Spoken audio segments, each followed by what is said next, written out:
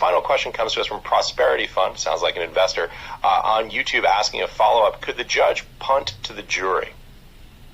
Outstanding question. Just so your viewers know, right now each side, the SEC and Ripple, are saying to the judge that there are no facts for a jury to decide. Here's our version of indisputable facts, here's theirs. For example, whether or not XRP has utility and people own it, not for investment, that first prong of Howie, but they use it to send money on the XRP ledger overseas, or they're using it for other reasons, right?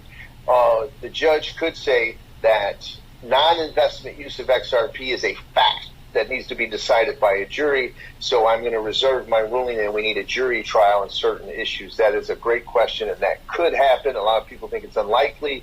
I don't think it's as unlikely as some lawyers think.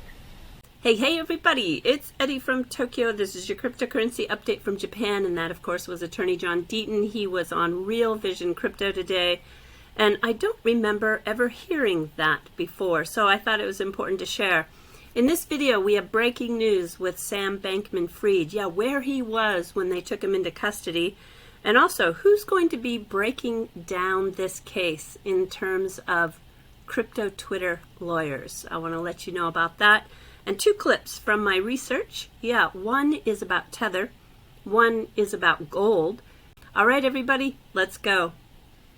It was this tweet that has really rocked the world of crypto Twitter in the last 4 hours. It comes from the U.S. Attorney in the Southern District of New York. The Bahamian authorities have arrested Samuel Bankman-Fried at the request of the U.S. government. And it's based on a sealed indictment, but they expect to move to unseal that indictment in the morning, and they'll have more to say. Now, I went looking for a little bit more information, so I went directly to the news channels in the Bahamas, and I found this interesting additional information. Located on the Facebook of the local news channel, we have a Royal Bahamas Police Force Public Affairs and Communication Department news release. And it tells us that the 30-year-old Samuel Benjamin Bankman-Fried of California was arrested shortly after 6 p.m., located at his apartment complex called the Albany.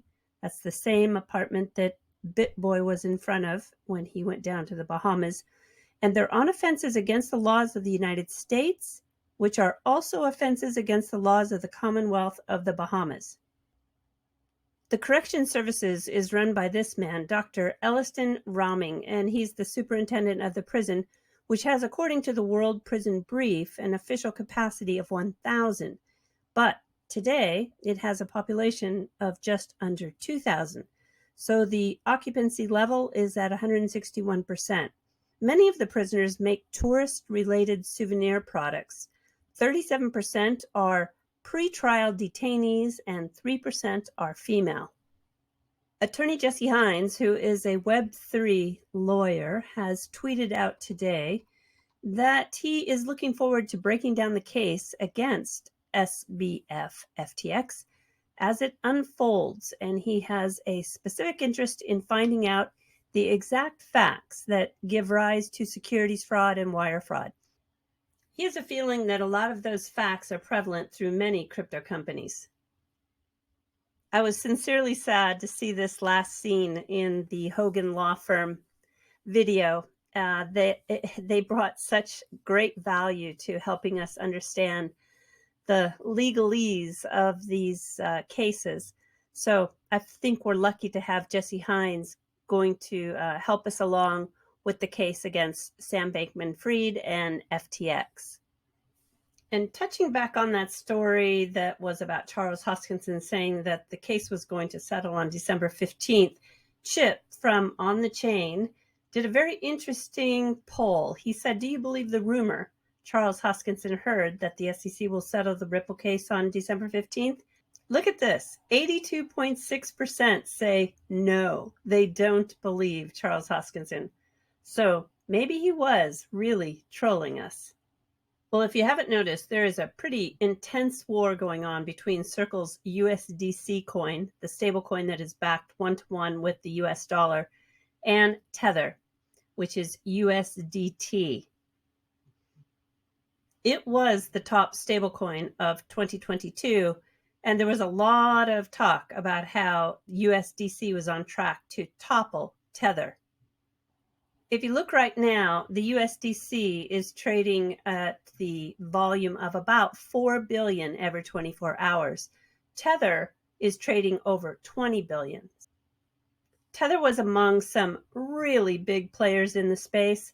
Coinbase, Bank of Japan, Bank of France, the BIS, that's the Bank of Central Banks, the Bank of International Settlements, and then the enforcement arm, FATF, along with BIT, who has 5 active CBDC projects right now. You got to listen to this because during the Terra crash, that's Terra Luna, short sellers were trying to cause a systematic issue on Tether. What they had to do to survive, really, which bank in the world would be able to fulfill the same 20 billion demand in 30 days? Now, because we've had this horrendous event with FTX, I think you're going to see Tether even get more transparent. They have improved. They do get audits on a quarterly basis. The last one was in September by BDO, a very reputable firm. So if they're on track, we'll see another one at the end of December. Now, the reserve breakdown will probably break down with even more transparency. This is my guess because there's just a whole lot of pressure. There is also USDC chasing them. And what they really need to do is in this 82% of the cash equivalents, they are still not transparent enough. When you look at the treasury bills, the non-treasury bills, the reverse purchase agreements, the cash and bank accounts, commercial paper and certificates, and money market funds, we just don't know the quality of this paper, and we just don't know how liquid everything really is. And what's also, what I'm kind of curious about, 4.69% is made up of bonds, funds, and precious metals. You know, what precious metals? Is it gold, silver, rhodium, platinum? What is it? So keep an eye on this because I think you're going to see the breakdown even become more transparent. With Tether, so after the Terra Luna crash, so it was public information, short sellers started to put pressure on the market to try to create an issue, a systemic issue to Tether. So the only job of a stablecoin is to issue when there is demand, when cash enters the bank, and also redeem when people won't get out, right? So Tether was able to process $7 billion in 2 days. That was around 10% of our assets.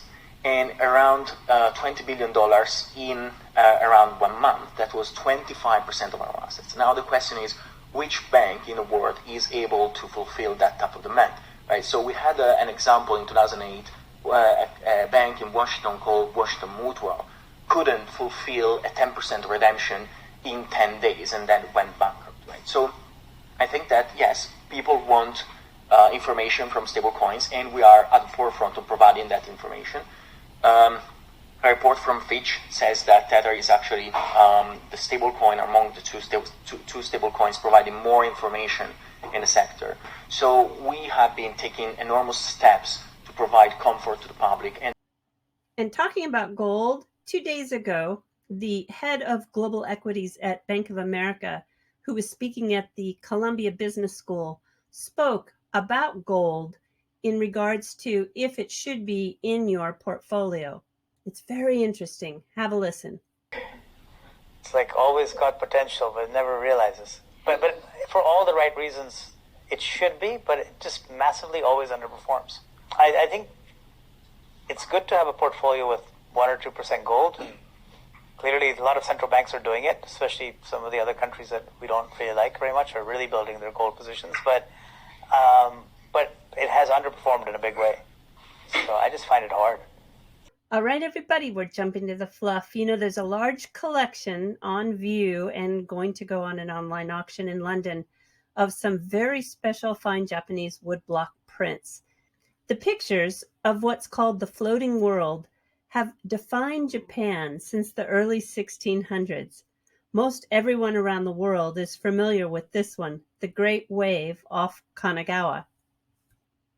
At the time they were printed, there was as many as 8,000 in circulation, but only hundreds remain. And depending on the quality, they'll bring anywhere from 60,000 to upwards of 200,000. This one in particular for the Sotheby's auction is expected to bring 245,000. Now, some people think that it's a tsunami wave, but it's not. It's called a rogue wave or a plunging breaker wave. I think probably if you're a surfer, you're familiar with this.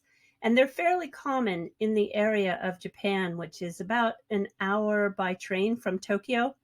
And that's what this great wave of Kanagawa was.